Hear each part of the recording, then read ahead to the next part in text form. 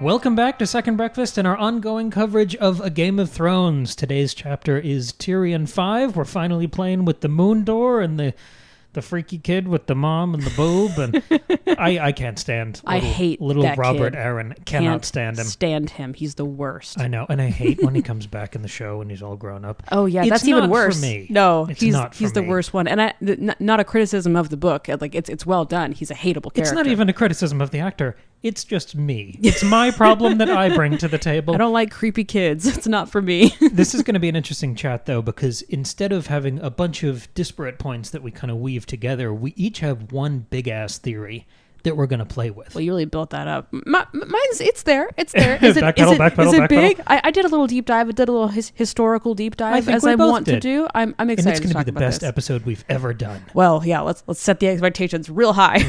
As high as the Eyrie. Whoa, now that's clever. So what happens in this chapter? Let me tell you. Let's give a recap. Quick spoiler reminder for everything in the books and show after this.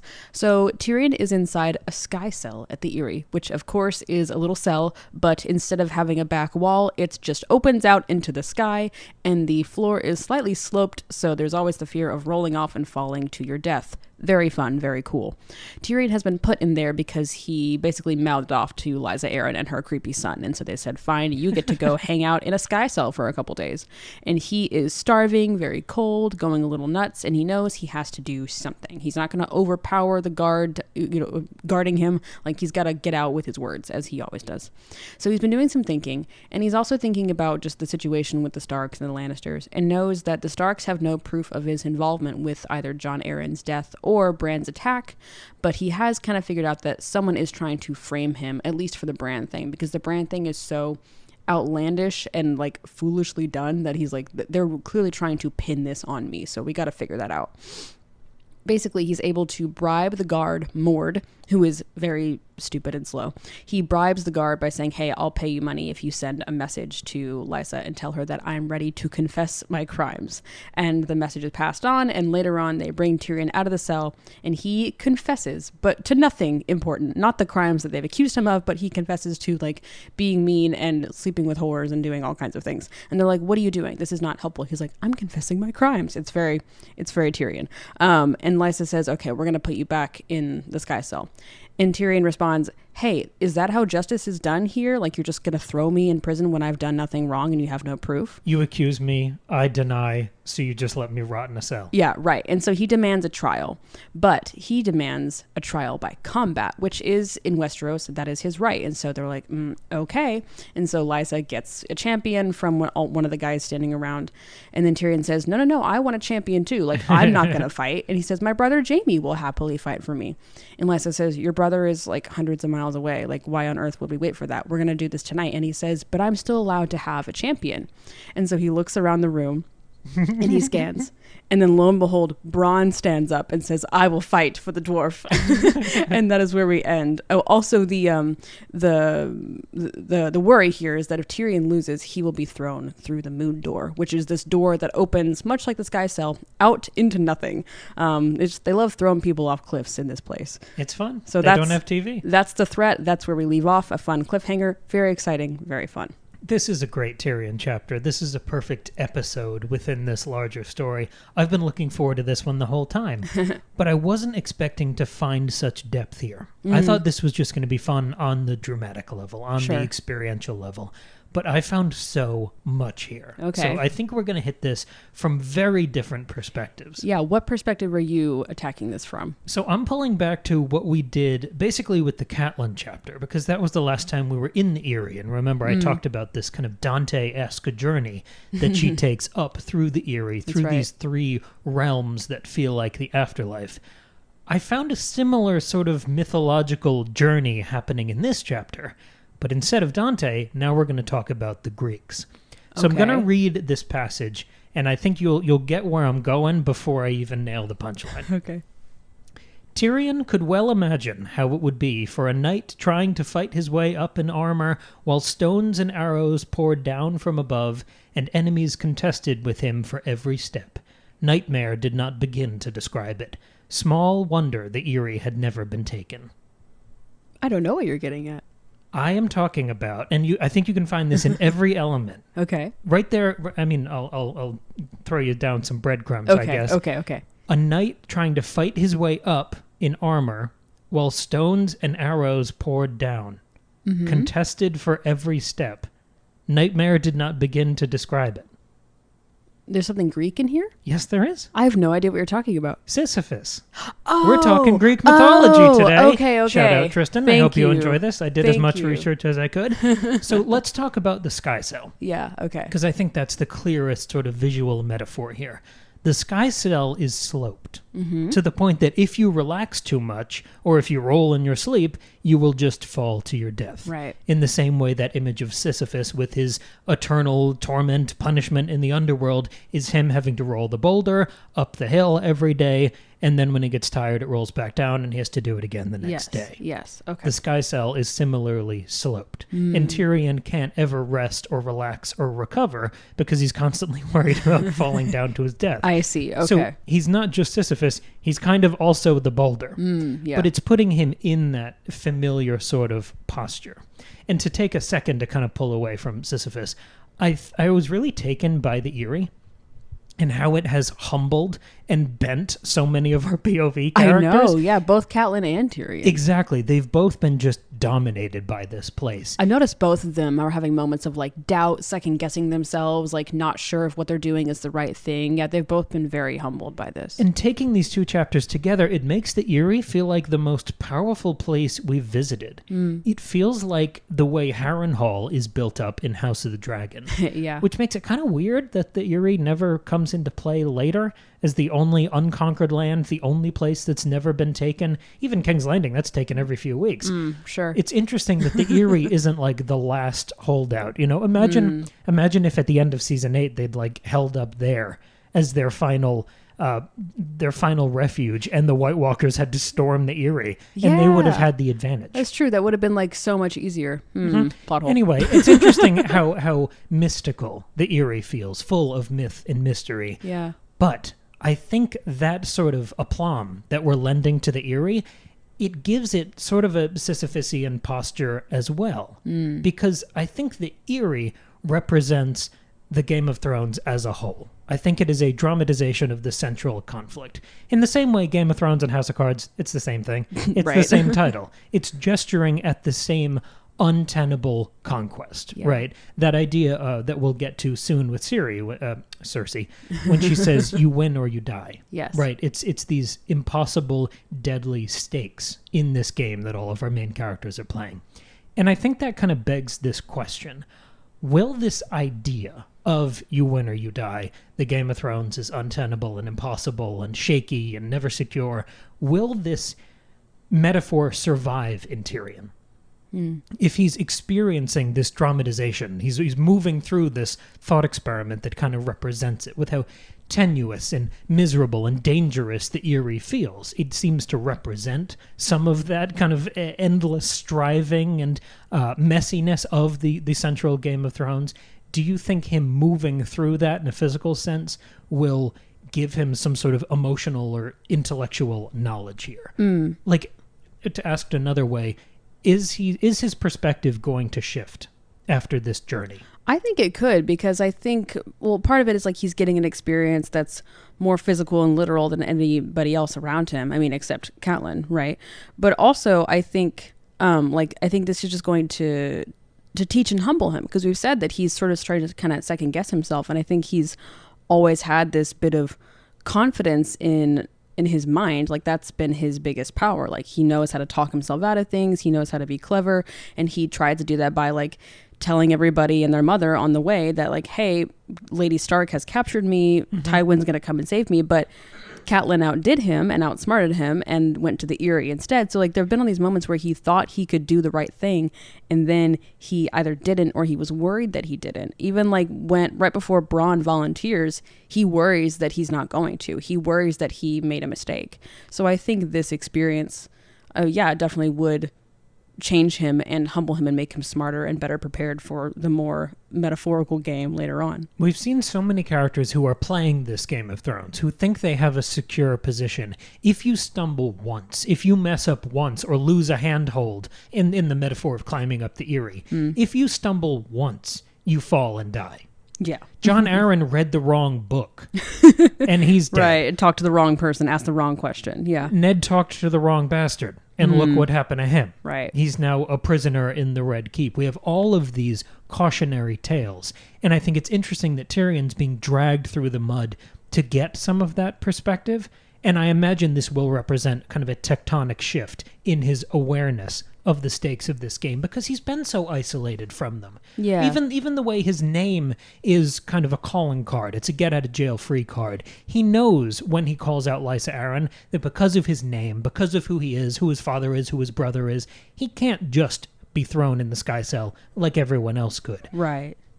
But I think this chapter represents a shift based on knowledge, in the same way so many other POV characters have been permanently changed by getting access to some scrap of essential knowledge. Catelyn with the letter from Lysa, Ned with everything he's learning about Robert's bastards, and I think Bran as he gets deeper into the Three-Eyed Raven plotline. Oh, sure. I think yeah. Tyrion's having a similar, his eyes are being really forced open, and see. he's kind of seeing the Matrix like the other ones have. But I want to talk about Tyrion as Sisyphus a little bit more. So, like I said, I familiarized myself as much as I could, when we're doing 50 episodes a week, with the myth of Sisyphus. And some interesting echoes of Tyrion popped out there. Sisyphus was a king, first and foremost, and that instantly made me think of the first chapter where we see Tyrion with Jon, where Tyrion's shadow is described as being tall as a king. Oh, sure, So yeah. I think there are kind of echoes and feints. If Sisyphus was in George R. R. Martin's mind when he was constructing this character, I think there are pretty clear parallels throughout the journey. Okay. Again, I'm not saying it was necessarily there. I don't really care about author's intent, Right. but I think it's an interesting series of parallels to track. Because one of the other things that defines Sisyphus is this insatiable thirst for knowledge, in the same way we see Tyrion in the library. And that leads Sisyphus to start meddling in the gods' affairs. He one-ups Zeus at one point. I can't and won't go into the particulars of that, but he basically meddles and angers the gods multiple times and cheats death multiple times. And then one of those times, when he's being brought down into the underworld, kind of at this little informal trial with Persephone, he outsmarts her and wins his freedom. So there's a parallel right there to Lysa and him outsmarting her. Sure. He basically lies, and he tells his wife right before he's going to be brought down to hell, like, don't make any funeral arrangements for me, okay? And then he gets brought down to hell, and he's like, you can't throw me in hell. I haven't organized my funeral yet.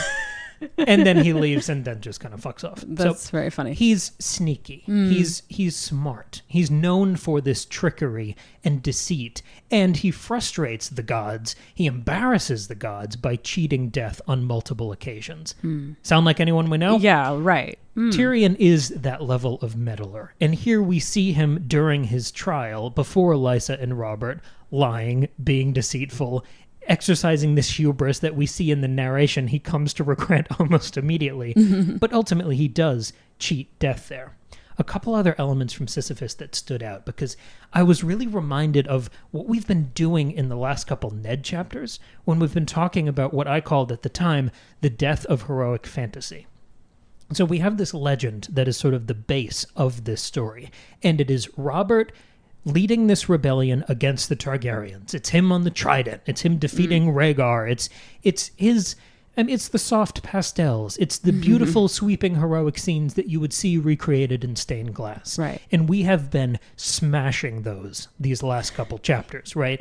There is no plot armor on Ned. He's not going to survive. Robert's a sack of shit trying to kill a child half a world away. Right. We are breaking down all of these heroics and all of these legends. And I think some of that's happening here. Some of that messiness and mischaracterization, the gravy hitting everything else on the plate, because Tyrion suffers for the rest of his family. And in the same way we talk about the difference between Fire and Blood and House of the Dragon, where Daemon is the one who actually plans and executes Blood and Cheese, but Rhaenyra's the one who's blamed for it, in the difference between historical record, what's actually happening in the room, that sort of Hamilton line, the gulf between truth and what is elevated into legend. I found a lot of that here in the difference between the Sisyphus myth and what's happening with Tyrion. Okay. Because if you're looking at him from that zoomed out perspective, most of the horrible qualities that you would ascribe to the rest of the Lannisters, you would casually imagine that Tyrion shares in, right? You'd think he's as much of a bag of shit as Cersei, as Jaime, as Tywin. And it's a sins of the father thing, Yeah, right? sure. He would suffer from that association. So listen to some of these elements of Sisyphus's life and myth and see how they don't just track to Tyrion, but to the Lannisters. And I think that similarity and difference is kind of the tragedy of this character, where he's never really able to escape the shadow of his last name. Oh, okay. So does Sisyphus have like a family with weird stuff that he has to carry? Sisyphus is, I think, the Lannisters as a whole. Oh, okay. Look at it this way. Okay. So Sisyphus is a king and he's a bad guy. At some point, he does some stuff. He kills some visitors on his land, which is bad because it violates a sacred hospitality tradition. Couple echoes right there off the dome. Sure. One, it's an early echo of the Red Wedding, Yeah. which is, of course, the Lannisters pay their debts. That is orchestrated by that family. And absolutely, that atrocity, that war crime, would stain all Lannisters. But there's also a bit of an echo of Jaime's famous coming-of-age myth, him being the Kingslayer. Oh, sure. Which was a similar infraction and stain on the whole family name. I mean, you're basically violating a hospitality tradition. And it's the same sort of unspeakable, unforgivable, completely breaking of trust level infraction. Right, it's a betrayal. Yeah, the ultimate betrayal. Yeah. So look at how this kind of broader characterization meshes with some of the revelations we get here from Tyrion. We jump inside his head for a minute, and we see him process all of these accusations against him. And we find out that he is not for a moment scandalized by this plot against Bran, or even the attempted murder of Jon Arryn.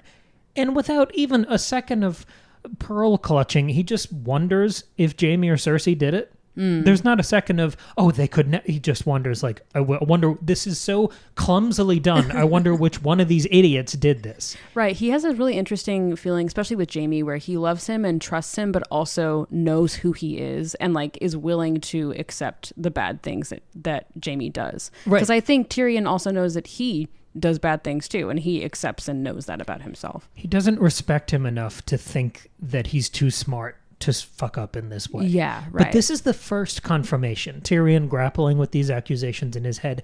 This is the first confirmation we've ever gotten in the narrative about Ned's suspicions.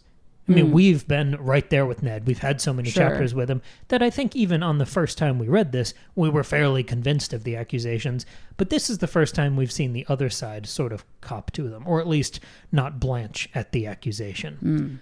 But I love that they don't rattle or shock Tyrion at all, because I think that speaks to a pre-existing posture. If we're seeing him in this chapter have to act out some of that Sisyphus shit, rolling the stone uphill, being the stone, I think there's some Sisyphus in there from before his final punishment in the underworld, because Tyrion is used to being the one who's stepped on and ignored and punished and hated by his father and the rest of the family.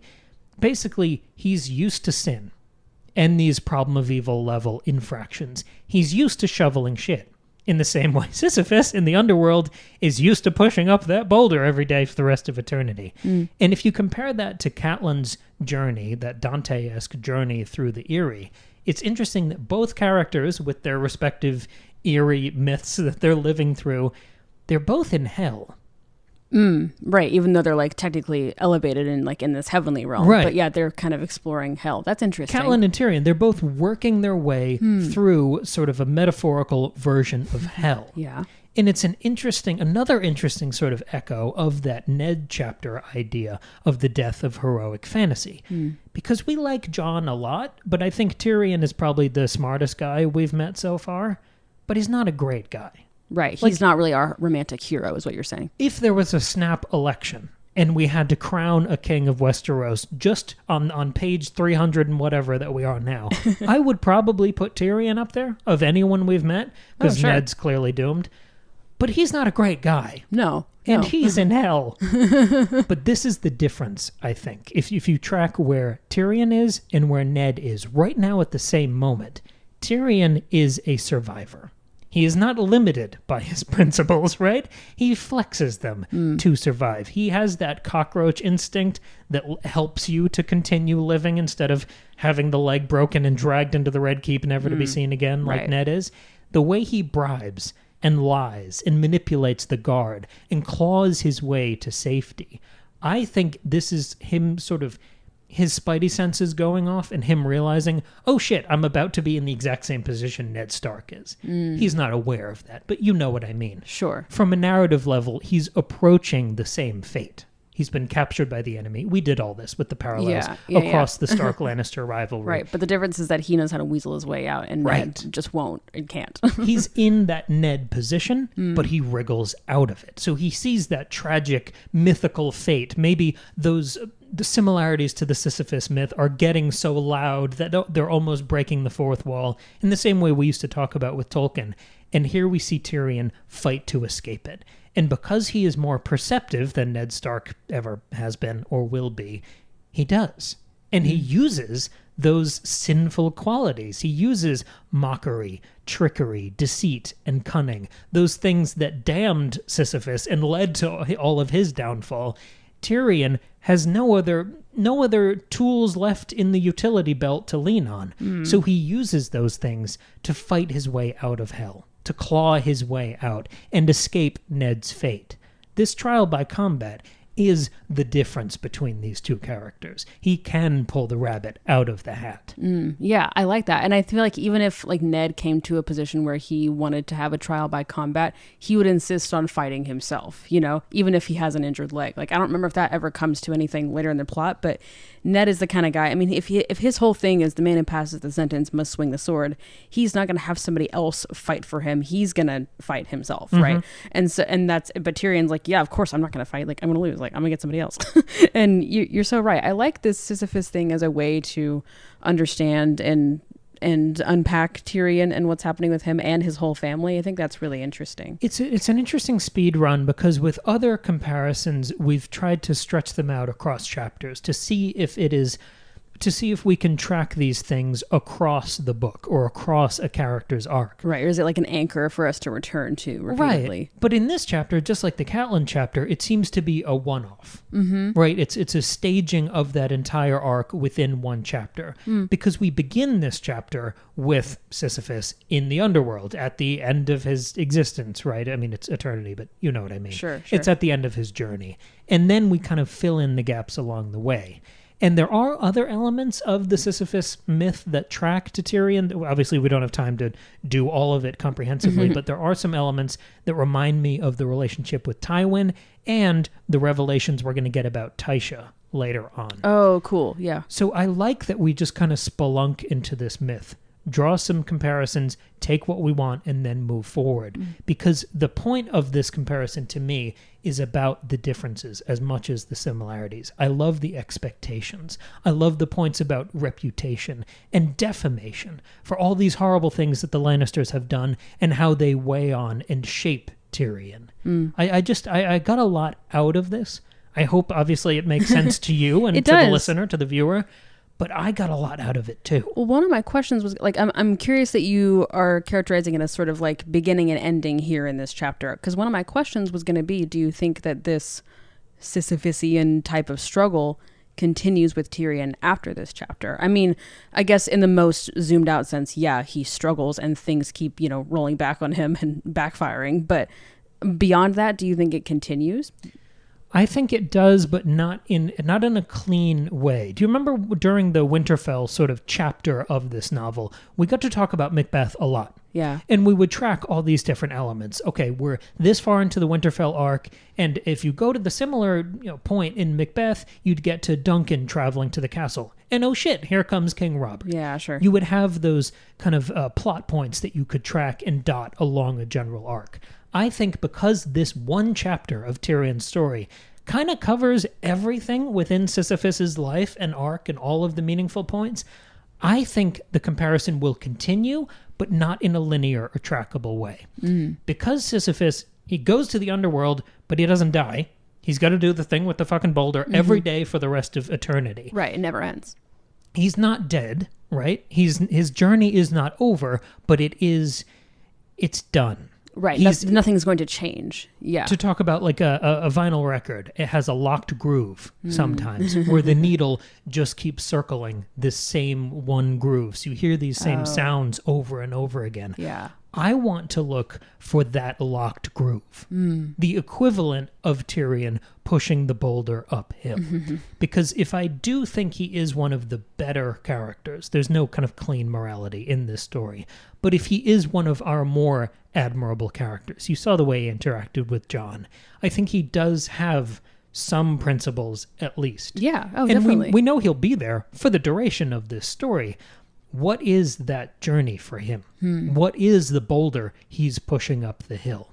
What is he striving towards? Because I think he will continue that struggle in every subsequent chapter for the rest of these books. Yeah, I think you're right. So he's locked into that groove of striving and struggling, but I don't think the rest of the journey will continue, if that makes sense. Yeah, I think so. Yeah, but it's interesting because the Eyrie does feel so otherworldly and like separate from everything else. I think having these, ties and connections to things like Sisyphus or, Dante, I think that makes sense for it to be kind of not isolated to, but specific to this section of the story. Because once they leave, they'll go back into the normal world and things will not be quite as metaphorical and woo-woo, So I really like that. And he is so well read. If any George, character, no, Tyrion. Oh, Tyrion. But okay. yes, of course, George as well. But if any character is going to have this dalliance, feeling like the shadow of a classic, frustrating, tragic fate befall him, it would be Tyrion who clocks that and makes every imaginable effort to wriggle out of it in time. Yeah. So I wonder how this will persevere. I do too. That's really interesting. I also found another sort of metaphorical angle with which to approach Tyrion in this chapter as well. I did a deep dive. It's not mythology or anything, but it's more like a historical thing. So I'll start by how I started with this, right? So there are a couple lines in here that stood out to me in this chapter. One of them is that Tyrion says to Mord, "Must we play the same fool's game with every meal?" And then later on, when Tyrion is remembering when he kind of mouthed off to Robert Arryn, the kid, it says, "Oh, did I kill him too?" Tyrion had said, "like a fool." And then we hear the narration says, "Even as he spat out the words, Tyrion knew they were folly."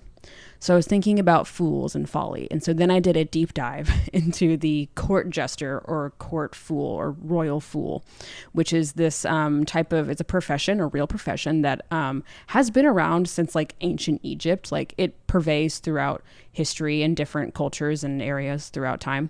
But the one I'm going to focus on is the like late Middle Ages to early Renaissance English court fool, because number one, I think that's the most well-known version in Western culture. It's what we think of when we think of this like motley, like, jester, joker. The funny hats. Yeah. But two, that's the period of history that George is largely basing his own story on, is like, if you think Lancaster, York, right? You think that's like Tudor era England. And so basically the fool is a person who is hired, who you have fools in the royal court, but you also have fools who work in brothels and inns, and they work for rich families. But I'm going to focus on the royal one. I think that makes sense for this story. But they are a person who is hired to do a variety of things. They perform a lot of different tasks and skills. They sing, they dance, they play music, they do acrobatics and juggle. And of course, I think most significantly, they tell jokes. And often the jokes are not very nice, and they're often making fun of the royal person for whom they work. And they also do magic tricks, and they're meant to be laughed at. And it's funny that they're called a fool, because most of the time these people are actually very smart, but they're putting on an act. There were other people as well who were actually like not very like mentally capable, and they were also hired as fools, but it was sort of a different kind of thing. So that's not who I'm going to focus on. So of course I'm thinking about Tyrion as this fool for a lot of different reasons. Most obviously, Tyrion tells jokes Every time he opens his mouth, he's telling a joke. And often it's not a very nice one. And usually he's making fun of people in power. So that makes sense. But if you dive more into it, there are a lot more similarities. Another one is the skills that are described as the English royal fools having is singing and music. Tyrion doesn't really sing or dance or play music, but we do learn in this chapter that Tyrion has inherited the shadow cat or the shadow skin cloak from the singer who's been traveling with them. Tyrion, I think, wins it in a game of cards from him. So this symbol, this object has passed from the singer to Tyrion the fool. So I thought that was interesting. I found that, these fools perform acrobatics. Tyrion metaphorically performs some acrobatics by wiggling his way out of things and being really clever. But more significantly, the first chapter we meet him in, he does a triple backflip off the wall when he meets Jon. That's the first ever thing we see from him. Yes, it's so He's weird. like Tony Hawking off a wall. And I get why they didn't put it in the show, but I love it in the books. And I was like, oh, ding, ding, ding. There it is. Imagine that in the show. That would be wild. They use half Peter the FX Dinklage budget. No dragons that season. No, it's just him doing backflips. The other one is that they perform magic tricks. Tyrion doesn't literally perform magic tricks, but he is he gets his way out of things. But more especially when he's trying to bribe Mord, the guard, to get out of there and to send his message. 2 times in the narration, it says that Mord is fearing a trick or is somebody who has often been tricked. And so Tyrion is playing this trick literally on Mord. And so those connections are certainly there. And also fools are meant to be laughed at. Tyrion throughout his life is laughed at for being a dwarf, for all kinds of reasons. But in this chapter especially, he's laughed at often. He's laughed at when they when he first is being taken to the cell, the guards pick him up and he's dangling, and it's really just really mean to him, and it kind of removes his dignity. But then later on, when he says, I demand a trial by combat, everybody breaks out in laughter because they assume he means he's going to fight, so they're laughing at him in this way too. But I learned also in my little research that often fools were sometimes not just a normal person, but actual dwarves were hired, especially in the example I found was 17th century Spain, is that dwarves were employed as fools or buffoons to entertain the royal family, especially children. So not only is Tyrion actually a dwarf, but also we see Robert Arryn, the little kid, being very entertained by Tyrion and laughing at him and finding him very funny. And so we see that similarity too.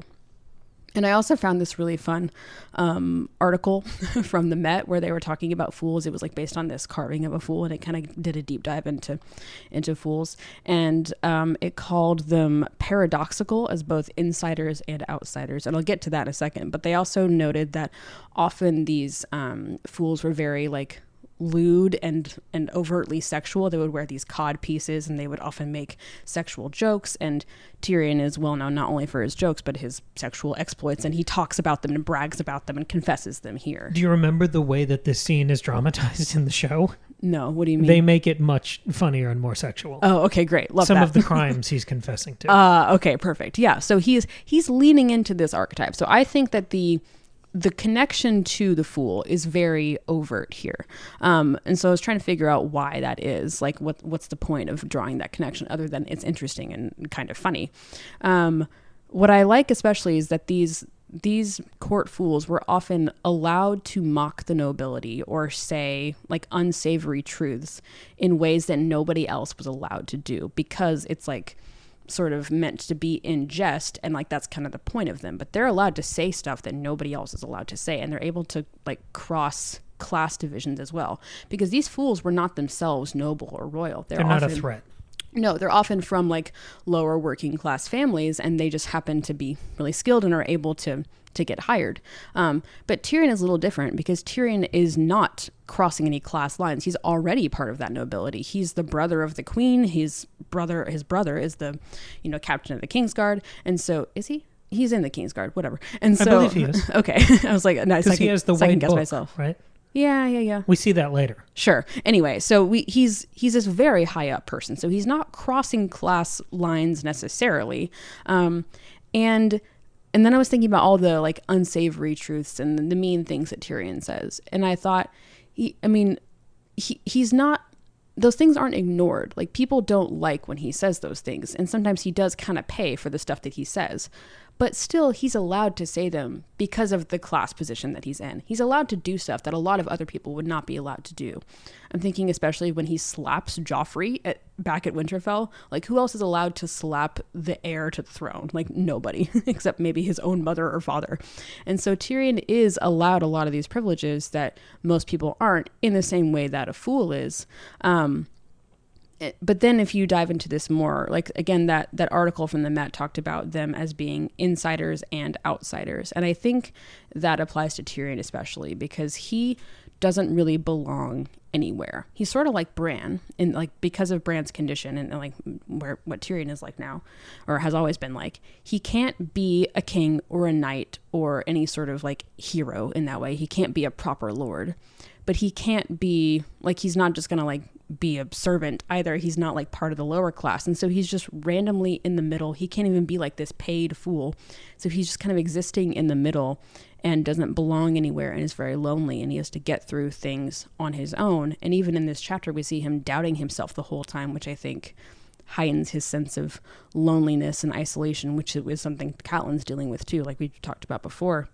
But I think more especially, he in this chapter is self-identifying himself as a fool. He calls himself a fool, not in the way that I'm talking about it, but still he's the one calling himself that. And I think nobody else is able to see that or make that connection. Everybody knows Tyrion is smart, but nobody is seeing him as this, like, in this fool role.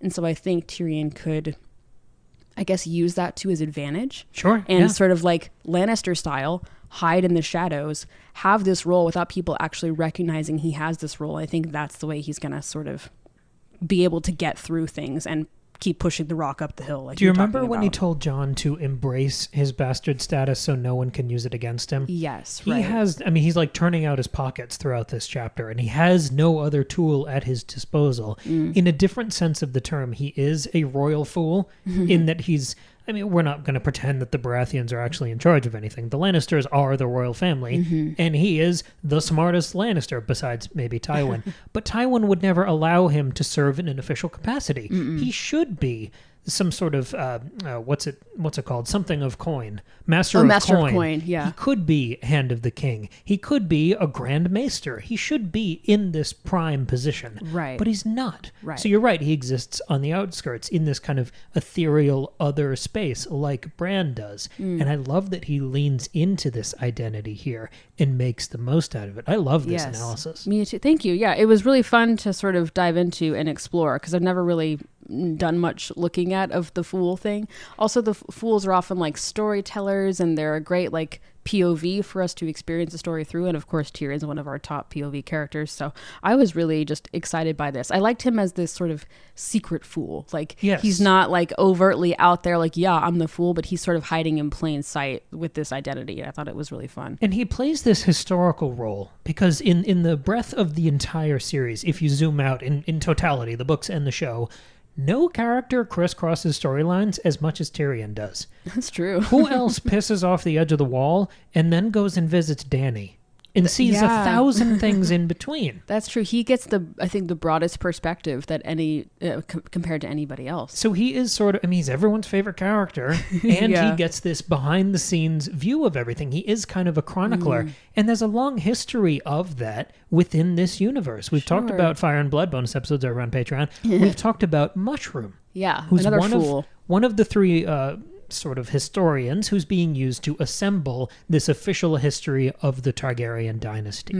And Mushroom, because he is dismissed and disrespected as this fool, he gets much closer access than anyone else. In the same way, politicians would be very savvy to avoid a journalist being in the room when something particular happens.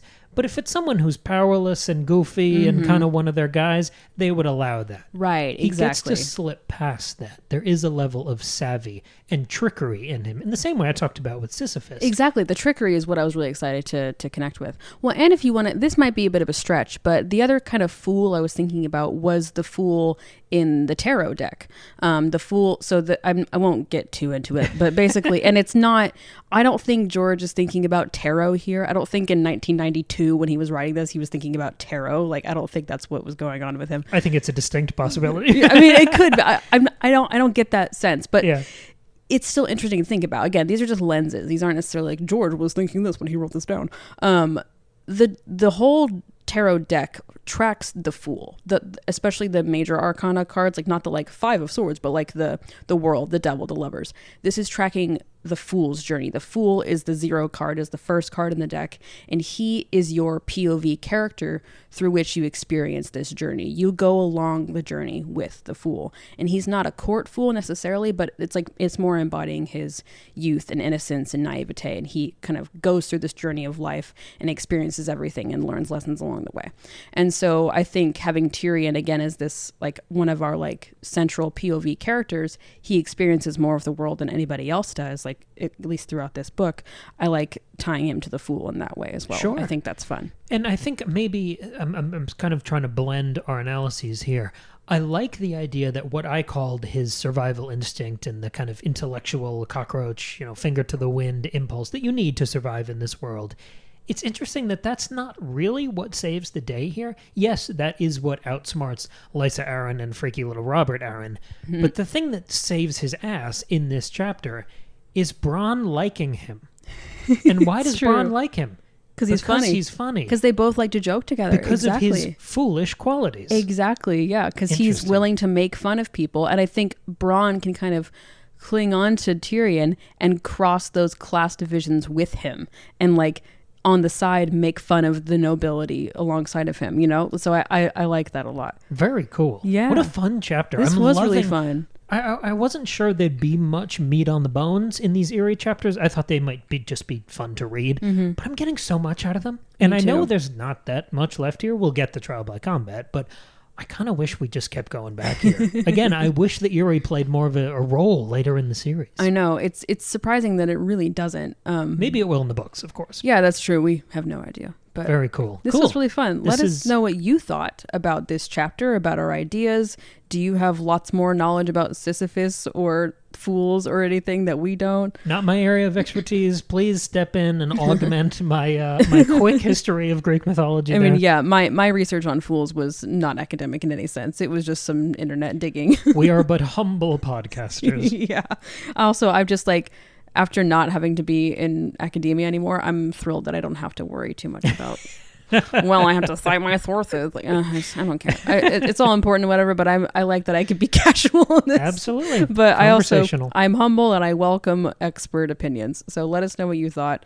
Absolutely. And we have bonus episodes over on Patreon. Like I mentioned before, our Fire and Blood discussions. We've done 11 volumes so far, going from the beginning of where House of the Dragon starts through the end of the book. And right now in the background, we're toiling away with a big, bad 12th volume finale that's covering basically the first half of the entire book. So you have that, and you have dozens of other bonus episodes up over there. What if it really was a million? I mean, it's getting there. We've been doing them every week for months. It's true. We did one about the 3 Deadpool movies, talking about Vanessa being the secret sauce of that franchise. And the farther you stray from her, the farther you stray from God's Light, and the worse the movie is.